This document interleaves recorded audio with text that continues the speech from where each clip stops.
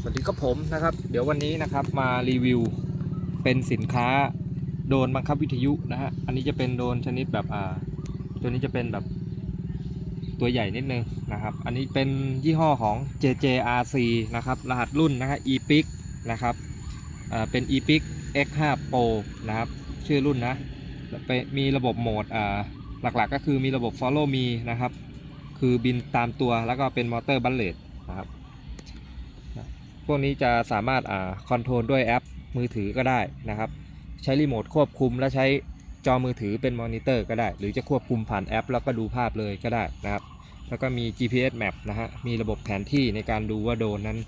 บินอยู่ณจุดไหนนะครับเวลาสัญญาณหายเวลาโดนตกเราก็จะสามารถมีพิกัดในการค้นหาได้นะครับตัวนี้ตกก็หาเจอนะครับก็ดูพิกัดล่าสุดแล้วก็หาบริเวณนั้นก็เจอนะครับมี2สีนะครับเป็นสีดำแล้วก็สีออกเทาๆครีมๆนะครับเนี่ยนะฮะเป็นระบบบินมาร์กจุดการบินได้นะครับกล้องเป็นระบบ 2K ปรับ90องศานะครับ Follow Me GPS Map ก็เป็นระบบ 5G Wi-Fi นะครับ 5G Wi-Fi นะที่นี้ไม่ได้เกี่ยวว่ามือถือจะต้องใช้เน็ต 5G หรือรองรับสัญญาณ 5G ไม่เกี่ยวนะครับเป็นรหัสWi-Fi ความถี่สูงนะครับโดยทั่วไปมือถือที่มีราคาตั้งแต่ 5,000 ขึ้นมานะครับเกือบทุกรุ่นนะโดยปัจจุบันนะครับตั้งแต่ 5,000 ขึ้นมาเนี่ยเกือบทุกรุ่นก็จะเป็นรองรับ Wi-Fi 5G เกือบทั้งหมดนะครับมีมอเตอร์บัลเลตนะครับแล้วก็มีเช็คอินแบตเตอรี่นะครับสามารถดูแบตเตอรี่ก่อนบินได้นะครับว่าเหลือกี่เปอร์เซ็นต์นะโอเคเดี๋ยวเรามาแกะกล่องดูกันนะครับตรงนี้เนาะในกล่องบรรจุภัณฑ์นะครับก็จะเป็นกล่องโฟมอยู่ด้านในอีกนะครับไม่ต้องกลัวนะครับว่าเวลาส่งแล้วกล่องจะบี้เสียหายนะครับด้านในมีกล่องโฟมอีกนะครับคือการกระแทกเอาไว้นะฮะ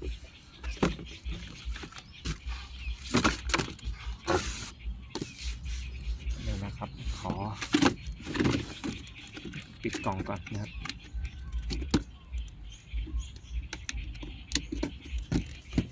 โอเคนะครับผมในกล่องนะครับก็จะมีตัวนี้เป็นคู่มือการใช้รีโมทนะฮะแล้วก็ตัวนี้เป็นQR code สำหรับดาวน์โหลดแอปนะครับรองรับทั้ง Android และ iOS นะฮะชื่อแอปก็ JJRCX นะครับก็ค้นหาดาวน์โหลดตามนี้ได้เลยนะครับ JJRCX อันนี้จะเป็นคู่มือนะครับก็จะบอกวิธีการใช้งานต่างๆนะโอเคเป็นภาษาอังกฤษนะครับหลายคนก็จะไม่เข้าใจก็เดี๋ยวผมรีวิวให้ดูโอเคนะครับเปิดกล่องนี่จะเป็นตัวลำนะตัวลำพร้อมกล้อง 2K นะครับตัวนี้เป็น 2K แท้ๆนะถ้าเป็นโดรนอื่นๆก็ที่เป็น 6K 8K อ่ะมันไม่จริงหรอกนะครับถามว่าตัวอื่นถ้าไม่จริงแล้วผมรีวิวทำไมนะครับข้างกล่องเขาเขียนว่า 4K 8K ผมก็พูดไปตามรายละเอียดแต่ถ่ายออกมาจริงๆแล้วมันไม่ได้เป็น 4K จริงๆนะครับก็คือแต่ภาพมันวิดีโอพวกนี้ก็ยังใช้งานได้นะครับแต่ตัวนี้เป็น 2K แท้ๆเลยนะครับกล้องเป็นตัวใหญ่มีไฟที่ขานะครับอันนี้จะเป็นแบบพับไม่ได้แล้วนะพวกนี้จะบินเน้นแบบสมบุกสมบันหน่อยนะครับคือฐานตัวโดรนมันสูงนะครับใช้งานในป่าตามภูเขานะครับบินตามโขดหินเนี่ยเก็บภาพได้เลยนะครับคือขามันสูงนะฮะใช้งานสมบุกสมบันใบพัดนะครับพวกนี้จะบินแบบมั่นคงนะแล้วเป็นความเร็วสูงและเสียงจะดังมากนะครับเสียงจะดังสำหรับคนที่ชอบเสียงดังนะตัวนี้เป็นใบพัดแข็งนะครับถ้าเป็นแบบพับนะรุ่นแบบพับก็จะเป็นพวกใบพัดแบบพับได้นะครับแต่อันนี้จะเป็นใบพัดถาวรนะครับพวกนี้ถอดเปลี่ยนได้ง่ายมอเตอร์เป็นบัลเลตตัวใหญ่เลยนะนี่เป็นสีดำกล่องก็สกรีนตัวลำสกรีน JJRC นะครับ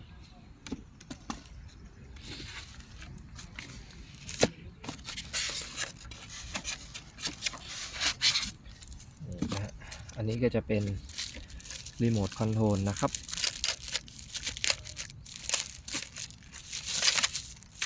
รีโมทก็เป็น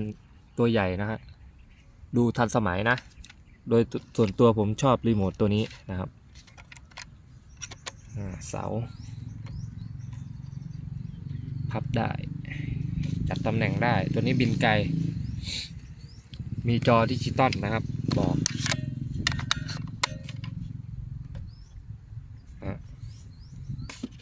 ลำดับต่อมาก็เป็นสายชาร์จนะครับ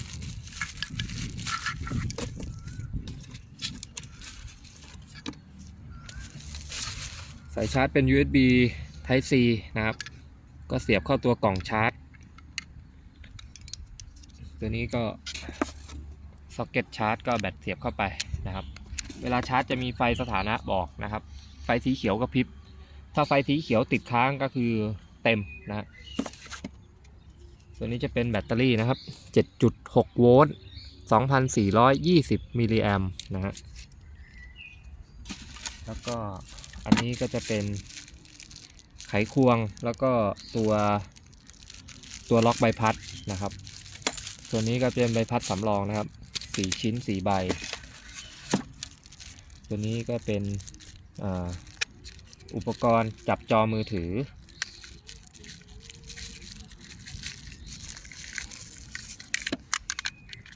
นี่นะครับ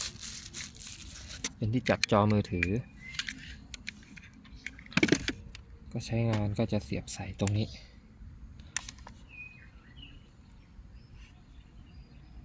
ดึงจุกออกนะครับแล้วก็เสียบตัวนี้เข้าไปตัวนี้ที่จับจอมือถือก็ใส่ลงไปลักษณะแบบนี้ก็ได้นะครับนะบางทีเนี่ยมือถือถ้าใหญ่มากๆถ้าเราเอาทางแถบด้านใหญ่ขึ้นบนมันจะไปโดนปุ่มลดเสียงเพิ่มเสียงนะครับทีนี้ก็ใช้ตัวนี้ด้านเล็กขึ้นข้างบนนะโอเครองรับมือถือประมาณ6 นิ้วจอ6 นิ้วได้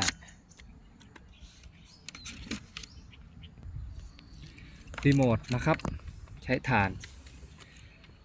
4 ก้อนนะ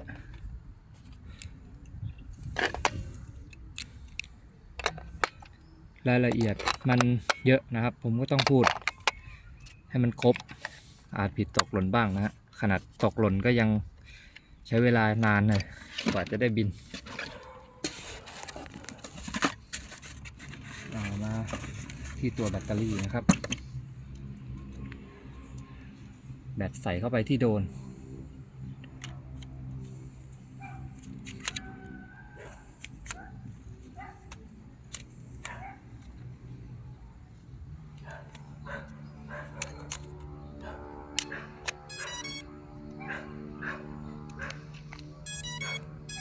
ใส่ไปปั๊บ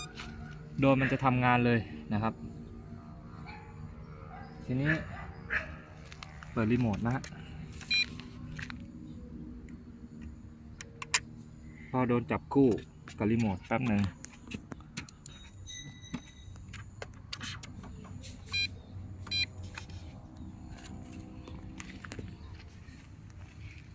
จากนั้นมาเปิดแอปไปปิดโหมดการบินก่อนนะครับกันคนโทรเข้าจากนั้นเราไปที่ Wi-Fi เปิด Wi-Fi นะครับค้นหา Wi-Fi โดนนี่ตัวนี้โดนเชื่อมต่อแล้วจากนั้นมาเปิดแอปอนุญาตในการใช้แอปอังกฤษนะครับ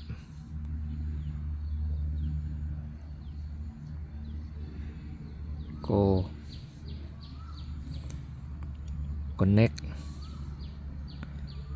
นี่นะภาพมาแล้วนะ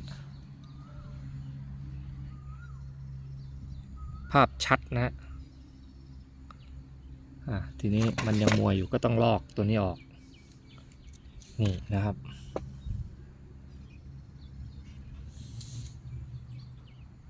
ภาพจากกล้องนะโอเคเดี๋ยวเรามาเชื่อมรีโมทกันครับ เชื่อมต่อเรียบร้อยนะฮะทีนี้ก็เอามือถือนะครับเสียบใส่กระโดดรีโมทประมาณนี้นะครับทีนี้เดี๋ยวต้องเอากล่องออกนะครับเพราะว่าโดนจับ GPS เริ่มบินตรงนี้ก็ต้องเอาโดรนขึ้นตรงนี้นะครับเพื่อเวลาบินกลับแล้วมันจะได้ตรงจุดนะครับโอเคนะครับวิธีการบินนะครับปลดล็อกกุญแจนะครับเนี่ยมันจะสตาร์ทนะฮะแล้วก็ถ้าเราจะหยุดดับมอเตอร์นะก็กดตัวล็อกอีกทีนึงนะครับเนี่ยนะแล้วก็เอาสติ๊กลงนะครับเอาใหม่นะเชื่อมทุกอย่างเรียบร้อยนะครับเริ่มเล่นปลดล็อกกดที่ลูกกุญแจมอเตอร์สตาร์ทจากนั้นค่อยเราจะดันคันเร่งขึ้นก็ได้นะครับหรือจะใช้ขึ้นบินออโต้ก็ได้นะครับโดยการกดปุ่มนี้นะครับ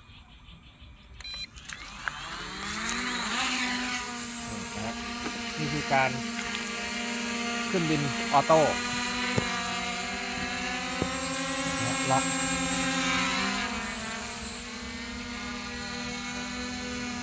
ขึ้นไปอยู่แค่ไหนก็จะล็อกนะฮะเสียงก็จะดังนิดนึง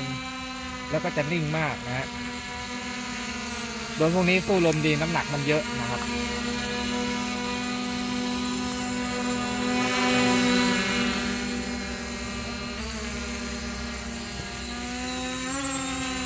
ล็อกนะ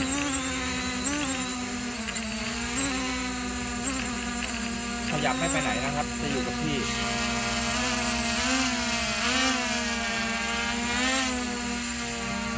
กล้องชัดแจ๋วเลยนะฮะ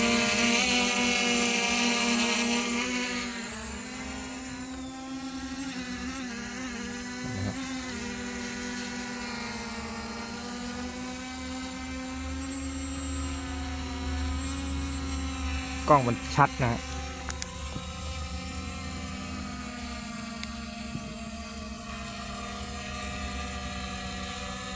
โอเคนะฮะเดี๋ยวมาดูโดรนบินกัน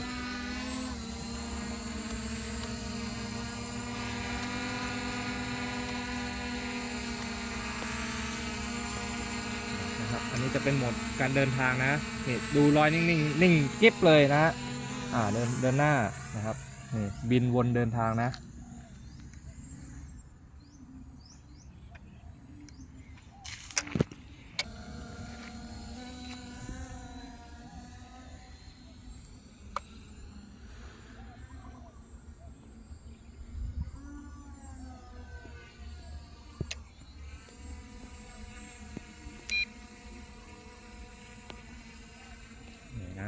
บินเดินทางสบาย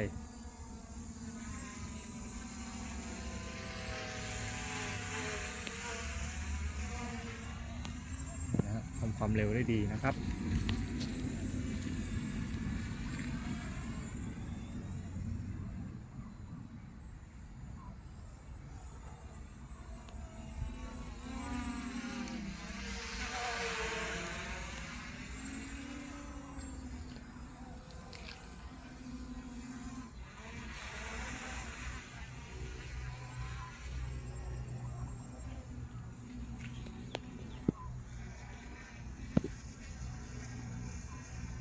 นี่นะฮะมาดูมุมกล้องนะครับมาดูภาพกัน JJRC เนี่ยสุดยอดแล้วนะฮะสำหรับตัวเนี้ยภาพชัดไหมนะครับปรับมุมกล้องได้ด้วยเนี่ยนะครับแล้วก็ถ่ายรูปไว้นะครับแล้วก็หมุนหาได้ด้วยนะครับหมุนนี่นะถ่ายมุมไหนแล้วก็กดถ่ายรูปถ้าจิ้มที่มือถือไม่ถนัดก็กดที่รีโมทเลยนะเนี่ยนะปุ่มเนี้ยนี่นะครับถ่ายแล้วนะฮะ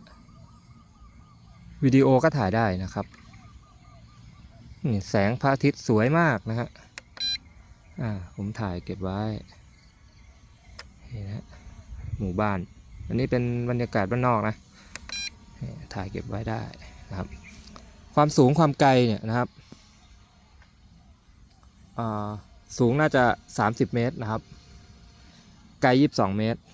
บินอยู่ที่โหมด2แบตเตอรี่ใช้ไปเหลือ1ขีดนะแบตเตอรี่โดนนะครับจะมี4ขีดอันนี้แบตเตอรี่รีโมทเต็มสัญญาณเต็ม GPS 16 ดวงถ้าเราจะบินเล่น ในบ้านอะไรอย่างเงี้ยไม่ต้องใช้ GPS ก็ได้โดยการเลื่อนตำแหน่งตัวนี้นะครับไปที่ตัว A นะครับแล้วก็ตัวนี้เป็น Headlight Mode นะผมใช้ในโหมด A ก็คือมันจะไม่กลับทางนะครับเวลาเราใช้รีโมทในการอยู่หันหลังจากโดรนเนี่ยถ้าโดรนมันบินไปแล้วเราเปิดเป็นตัว B เนี่ยนะครับมันจะหันหลังกลับทางนะครับซึ่งมันจะบินยากโอเคนะครับ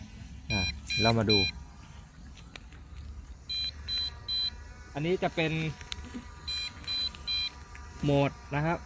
ลงจอดออโต้นี่นะฮะอันนี้โดนจะ Return to Home อัตโนมัตินะครับ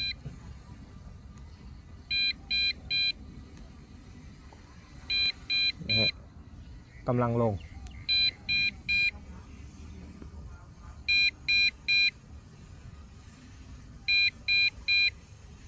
นี่ใช้ระบบลงจอดอัตโนมัติ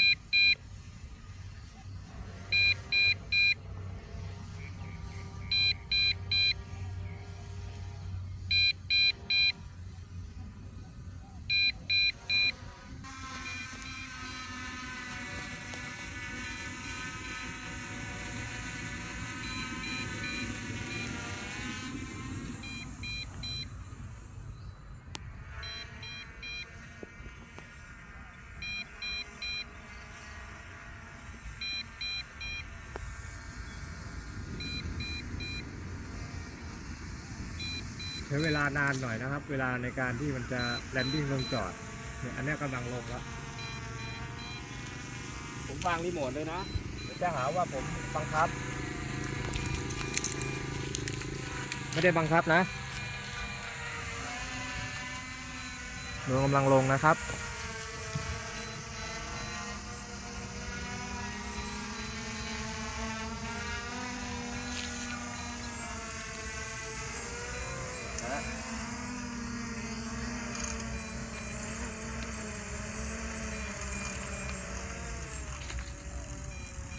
ไม่ได้บังคับนะครับแล้วก็มีอีกอย่างหนึ่งที่ผมไม่ได้บอกนะฮะก็คือถ้าจะถ่ายภาพหรือวิดีโอความละเอียดสูงเนี่ยใส่เมมโมรี่การ์ดได้เลยนะครับเวลากดบันทึกก็คือไฟล์ภาพจะไปอยู่ในโทรศัพท์ด้วยและอยู่ในนี้ในเมมเนี่ยจะเป็นต้นฉบับจะชัดมากนะฮะโอเคนะครับเดี๋ยวยกเลิก Return to Home โอเค